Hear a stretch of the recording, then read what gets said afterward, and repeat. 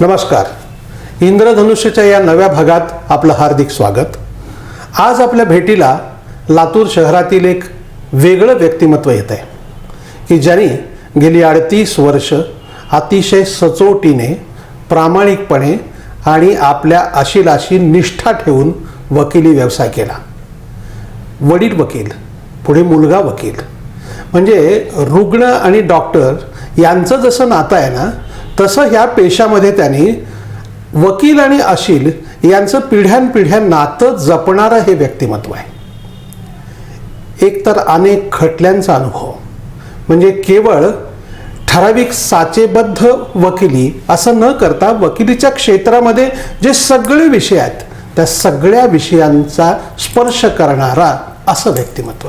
साधारणपणे वकिलाकडे जायचं म्हटलं की अशील घाबरत असतो आणि त्यामुळे त्या आपल्या अशिलाला विश्वास वाटावा यासाठी ते अतिशय साधं राहणं, साधं बोलणं, पण शिस्त, त्यात कुठे गडबड नाही, सगळ्या गोष्टी शिस्तीतच होतील. सल्ला मिळेल मोफत, त्यासाठी कुठली एकही रुपया घेतला जाणार नाही. पैसे कधी घेतले जातील जर तुम्हाला खटला द्यायचा असेल तर. अशा पद्धतीनं व्यवहारभर केवळ वकिली एक वकिली आणि मी काही दुसरं करणार नाही डोळे झापडबंद लावून असं पण नाही. आपण समाजामध्ये राहतो, त्यामुळे सामाजिक क्षेत्रामध्ये त्यांचं मोठं योगदान आहे. वेगवेगळ्या संस्थांमध्ये पदाधिकारी राहून बरं तिथं देखील केवळ पदासाठी म्हणून काम करतोय असं न करता, पद असो अथवा नसो त्या ठिकाणी देखील ते वेळ देतात. हे करताना वकिली व्यवसाय मुळात हा अभ्यास आणि बुद्धिमानाचा विषय आहे. आपल्या वकिली व्यवसायाच्या व्यतिरिक्त रोज किमान काही ना काही वाचायचं तासभर, असं गेली 38 वर्ष ते करतायत. अक्षरशः सकाळपासून ते रात्री 1 वाजेपर्यंत निष्ठेने काम करणारा, सातत्य ठेवणारा, तरीही कसलाही अहंकार नसलेले हे व्यक्तिमत्व आहे. ॲडव्होकेट संजय पांडे आपण यांना भेटणार आहोत. नमस्कार. नमस्कार प्रदीप. पांडे साहेब, आपण आता 38 वर्ष जवळपास झाली या पेशामध्ये आणि त्यामुळं न्यायव्यवस्था, वकिली पेशा या विषयामधला तुमचा अनुभव अतिशय मोठा आहे की तुमचे ज्युनियर देखील आज अनेक ठिकाणी जजेस म्हणून कार्यरत आहेत. न्याय व्यवस्थेमध्ये म्हणजे न्याय संस्था असेल किंवा वकिली पेशा असेल, याच्यामध्ये गेल्या 38 वर्षात होत असणारे बदल आपण कसं बघता? प्रदीपजी, सर्वप्रथम मी तुमचे आभार मानू इच्छितो. आपण इंद्रधनुष्य हे यूट्यूब चॅनल सुरू केलं आणि माझ्यासारख्या शहरातल्या अनेक व्यक्तींना, ज्यांनी वेगवेगळ्या क्षेत्रांमध्ये काम केलेलं आहे, त्यांना एक व्यासपीठ निर्माण करून दिलं. हे खरंच फार मोठं काम आहे. त्यामुळं सर्वप्रथम मी आपले आभार मानतो. आता तुम्ही जो प्रश्न निर्माण केलेला आहे किंवा उपस्थित केलेला आहे, तो प्रश्न तर खूप मोठा आहे. त्याच्यावर विस्तृत अशी चर्चा होणं गरजेचं आहे आणि ही चर्चा समाजामध्ये सतत चालली राहिली पाहिजेत असं मानणारा पैकी मी एक जण आहे. या व्यवसायातले किंवा न्याय संस्थेमध्ये काम करत असताना जे अनुभव आले, ते अनुभव नुसतेच न घेता त्याचं चिंतन करत राहणं आणि त्याची परिणामाची सुद्धा एक चिकित्सा करत राहणं, हे सुद्धा एक वकिलाचं काम आहे. मी असं म्हणेन की गुणवत्तेचा जो सार्वत्रिक ऱ्हास झालेला आहे, त्यापासून न्यायसंस्था किंवा वकिली व्यवसाय हा काय अलिप्त राहिलेला नाही. हे अत्यंत खेदानं मला म्हणावंसं वाटतंय की घसरण झालेली आहे, स्खलन झालेलं आहे. तरीसुद्धा ही संस्था ही आजही अत्यंत महत्त्वाची आणि पूर्ण क्षमतेनं काम करणारी व्यवस्था आहे, ज्यामुळे नागरिकांना जी एक शेवटचा आशेचा किरण जो आपल्याला वाटतो, तो न्यायसंस्था आहे. आता या संस्थेमध्ये काम करत असताना आपण ज्याला स्वॉट ॲनालिसिस असं म्हणतो की स्ट्रेंथ आहे, विकनेसेस आहेत, ऑपॉर्च्युनिटीज आहेत आणि थ्रेट्स आहेत, तर या संस्थेमध्ये असंच काहीसं आपल्याला ॲनालिसिस करायला लागेल. वास्तविक आपण जसं बघितलं तर मी असं म्हणेन की या संस्थेची जी स्ट्रेंथ आहे किंवा जी शक्ती आहे ती अत्यंत, ज्याला आपण ओपन संस्था म्हणतो किंवा खुली, अशी ही संस्था आहे. या संस्थेमधले चालणारं जे कामकाज आहे, हे संपूर्ण कामकाज हे पब्लिक स्क्रुटिनी किंवा लोकांच्यासाठी खुलं आहे. आज आपल्यापैकी कुणीही जाऊन कोर्टात काय कामकाज चालतं हे बघू शकतो. न्याय प्रक्रियेत येणाऱ्या निर्णयांची त्याची चिकित्सा सार्वजनिकरित्या केली जाते. त्याच्यावर माध्यमांमध्ये लिखाण होतं.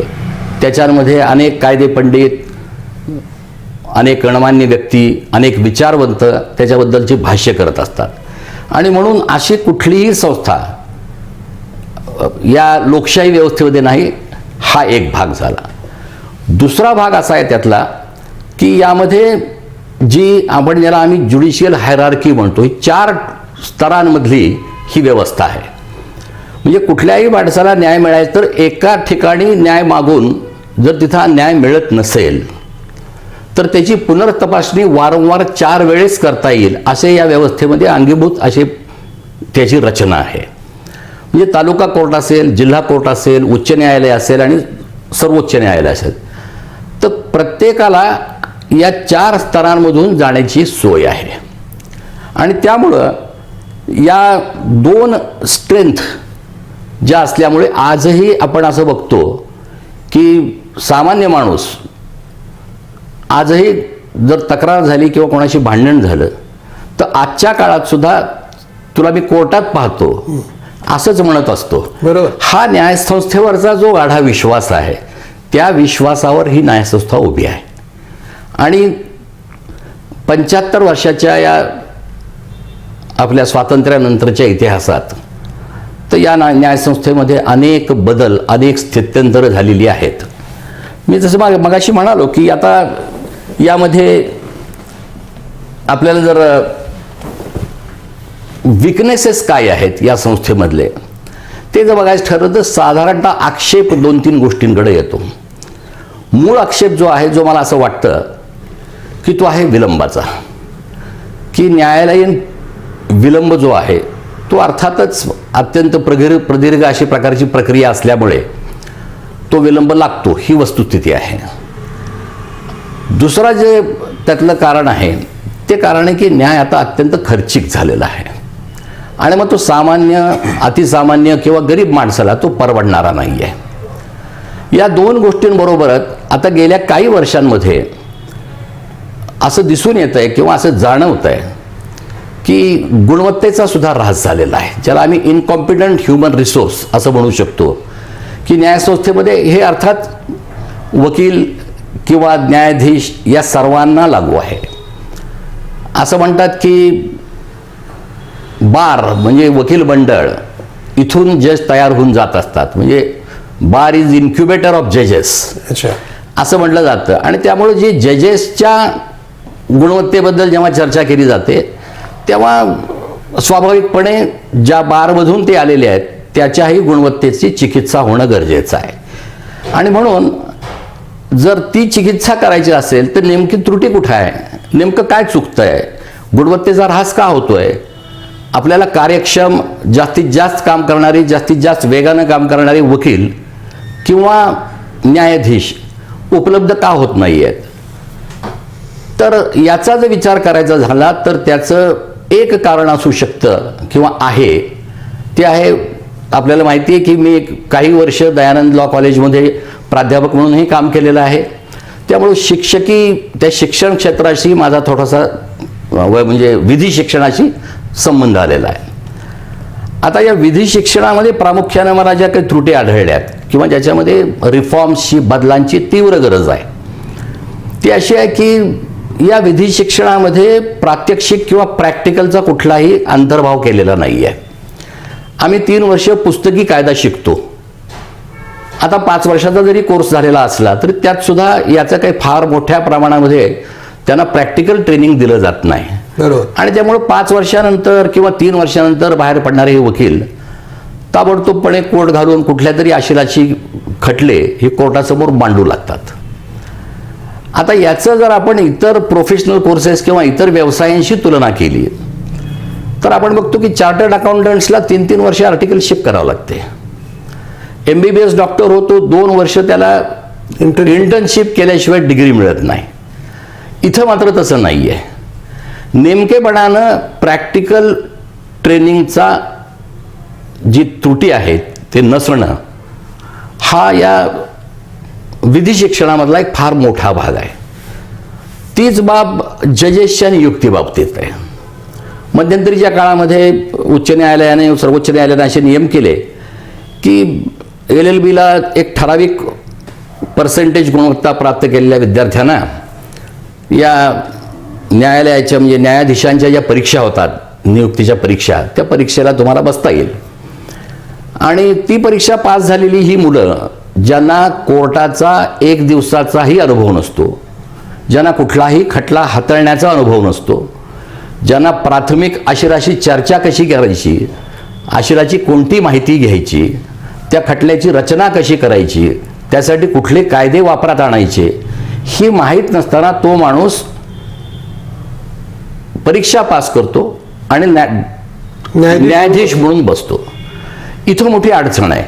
म्हणून विधी शिक्षणामध्ये जो करिक्युलम बनवणारे जे आहेत तर त्याच्यामध्ये बार काउन्सिल आहे. तर याच्यामध्ये मला असं वाटतं की गेल्या 70-75 वर्षामध्ये फारसं काही काम झालेलं नाही आहे.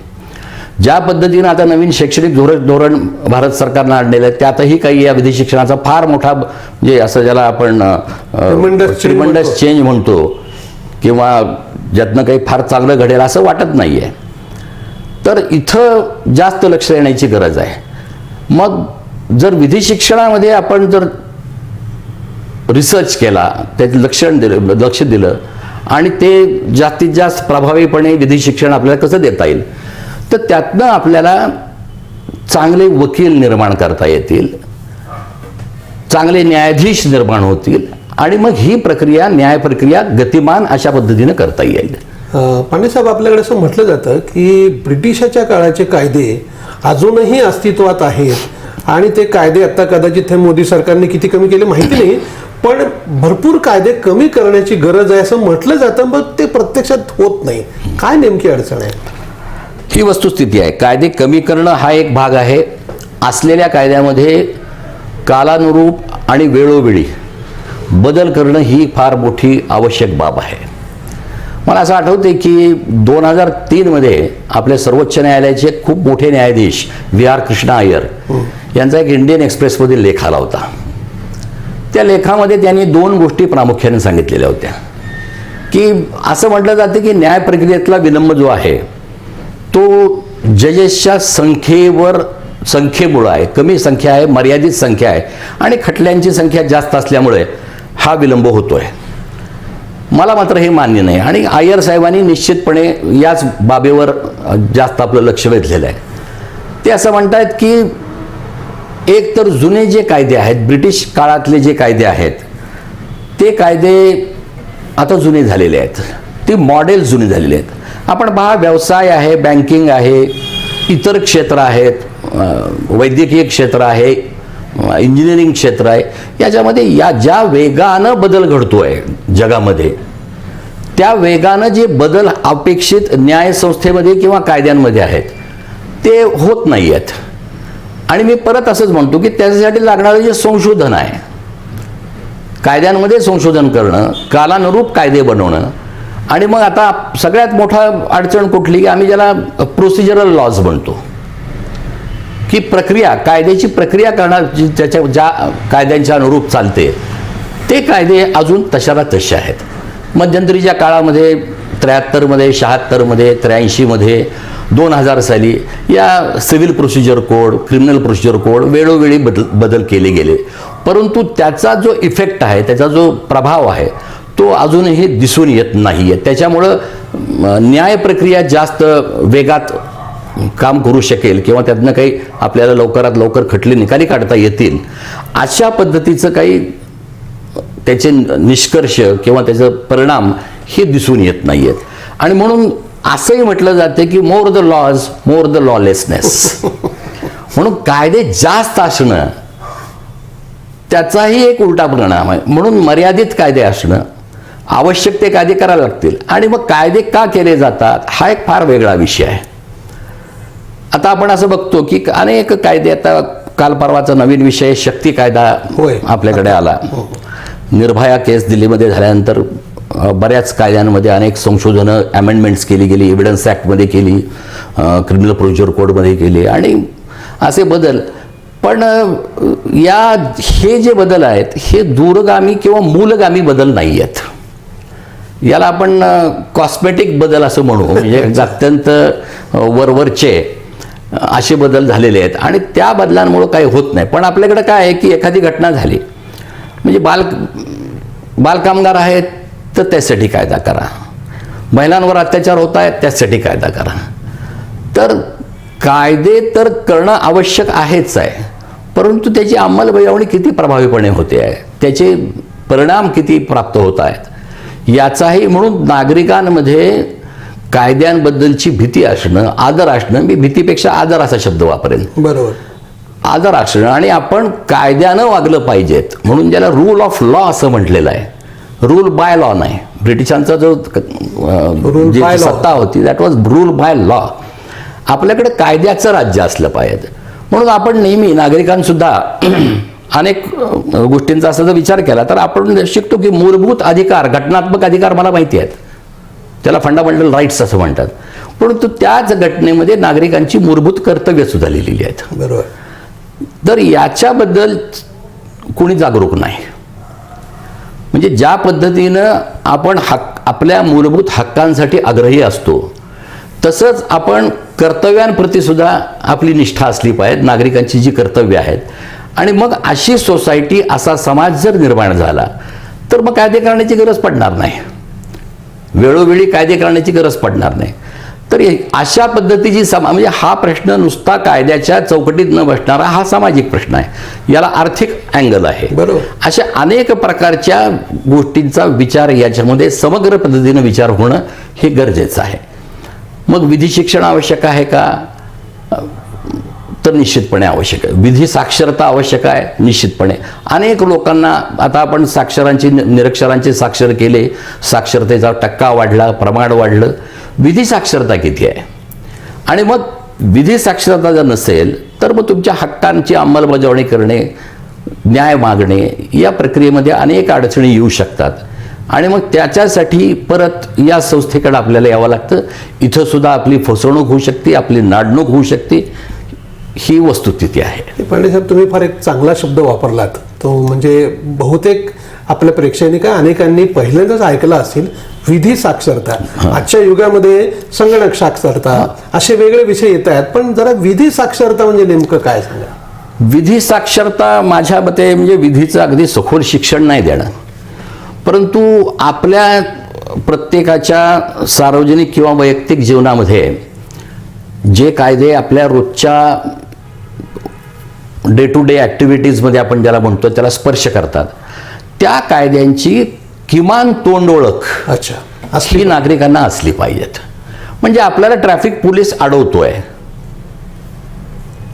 तर निश्चितपणाने कुठल्या कायद्याखाली तो आपल्यावर कारवाई करतोय, त्याला ते अधिकार आहेत का नाहीत याची थोडीशी माहिती जर आपल्याला झाली, किंवा आपण अनेक कार्यालयामध्ये जात असतो, महानगरपालिकेत जातो, कलेक्टर कचेरीमध्ये जातो आपल्या कामांसाठी, तहसील ऑफिसमध्ये जातो, अनेक कायद्यांखाली आपण अनेक गोष्टी करत असतो. त्या कायद्यांची किमान तोंड ओळख जर आपल्याला असली तर आपली फसवणूक होणार नाही. बरोबर. मग ती फसवणूक वेगवेगळ्या स्तरांवर होत असते, त्या फार चर्चेमध्ये जायची आज या प्रसंगी माझी इच्छा नाही आहे. परंतु अशा प्रकारचं आपल्याला विधी साक्षरता जर देता आली, म्हणजे मी असं नाही म्हणणार की ते शिक्षणामध्ये अंतर्भूत करा, बरोबर, परंतु कुठल्या तरी शालेय शिक्षण, महाविद्यालयीन शिक्षणच्या लेवलमध्ये ही काही, जसं आपल्याला आठवत असेल की आपण नागरिक शास्त्र हा विषय होता. बरोबर बरोबर. अर्थात त्या काळातही नागरिक शास्त्र आपण काही फार मार्कापुरता होता. तर नागरिक शास्त्र हा विषय जास्त प्रभावीपणे या शालेय अभ्यासक्रमामध्ये किंवा महाविद्यालय अभ्यासक्रमामध्ये याचा अंतर्भाव करण्यात यावा. आणि असं जर झालं तर नागरिकांना आपल्या हक्कांची, कर्तव्याची जाणीव होईल. म्हणून एक हाय ट्रस्ट सोसायटी निर्माण करणं, चांगली समाज निर्माण करणं ही खरी गरज आहे. आणि मग ही गरज असताना मग त्याच्यामध्ये पॅरलल काही गोष्टी कराव्या लागतील. कायद्यातले बदल, कायद्याची अंमलबजावणी ही आवश्यक आहे. दुसरीकडे समाजाचं त्यातलं परिवर्तन जे आहे त्याही बाजूने आपल्याला काम केलं पाहिजेत. ही निरंतर चालणारी प्रक्रिया आहे. आणि म्हणून आज जरी आपल्याला असं वाटत असेल की न्यायालयामध्ये विलंब लागतोय, न्याय एक्सपेन्सिव्ह झालाय. आता एक्सपेन्सिव्ह न्याय जो आहे तो निश्चितपणानं त्याला एक फार मोठा एक परत पार्श्वभूमी आहे. होतं काय प्रदीपजी की आपण जर बघितलं तर आपण कुठल्याही न्यायालयात जा, कुठल्याही जिल्ह्यात जा, कुठल्याही तालुक्यात जा, माझा असा अनुभव आहे की तिथं 80% खटले हे 20% वकिलांकडे असतात. होय. आणि 20% खटले हे 80% लोकांकडे असतात. याचं कारण असं आहे ते परत गुणवत्तेवर आधारित आहे. बरोबर. म्हणजे प्रत्येक नागरिकाला उत्तमोत्तम विधिसेवा मिळणं हेही आवश्यक आहे. बरोबर. तर ही विधिसेवा प्राप्त होत असताना आता विलंबाचं ते एक कारण आहे. जर एखाद्या सिनियर वकिलाकडे त्याच्या क्षमतेपेक्षा जास्तीचं काम असेल, तो जेवढं करू शकतो त्याच्यापेक्षा, ते काम लांबणार, तर ते काम लांबत जातं. ते एक विलंबाचं कारण आहे. म्हणून जास्त संख्येनं गुणवत्ताधारक वकील निर्माण होणं, पक्षकारांना, नागरिकांना मल्टिपल किंवा जास्तीत जास्त चॉईस निर्माण होणं ही गरज आहे. त्यावर एक काम करण्याची गरज आहे. आणि मग काय म्हणजे जे खर्चिक झाली आहे न्याय प्रक्रिया किंवा न्याय मागणं, हे खर्चिक झालं आहे, हे निश्चितपणाने खर्चिक आहे. त्यासाठी अजून एक उपाय असा करता येईल की मला असं वाटतं की ज्या वकिलांनी अनेक वर्ष, आता माझ्यासारख्या वकिलांनी 30-40 वर्ष काम केल्यानंतर एका कुठल्या तरी आपल्या आयुष्यातल्या करिअरच्या स्टेजमध्ये आपले सरन्यायाधीश रामण्णा साहेब यांनी एका व्याख्यानामध्ये परवाच एक 5-6 महिन्यापूर्वी असं सांगितलेलं आहे की तुम्ही प्रो बोनो सर्व्हिस चालू करा. प्रो बोनो म्हणजे निःशुल्क. अरे वा. तर होईल काय की अशा प्रकारे जे अनुभवी, ज्यांनी अनेक वर्ष काम केलेलं आहे, अशा सिनियर वकिलांनी जर निःशुल्क सेवा द्यायचं चालू केलं, आपल्याकडं फ्री लिगल एड सिस्टीम आहे, तिथं जाऊन त्यांना विनंती करणे किंवा गरीब लोकांची जे पैसे खर्च करू शकत नाहीत न्यायासाठी, त्या लोकांचे खटले मी चालवतो, मी त्यात मार्गदर्शन करतो आणि हे सगळं निःशुल्क करतो. तर त्याचे 2 परिणाम होतील की हा प्रक्रियेतला जो खर्चाचा भाग आहे तोही कमी होऊ शकतो.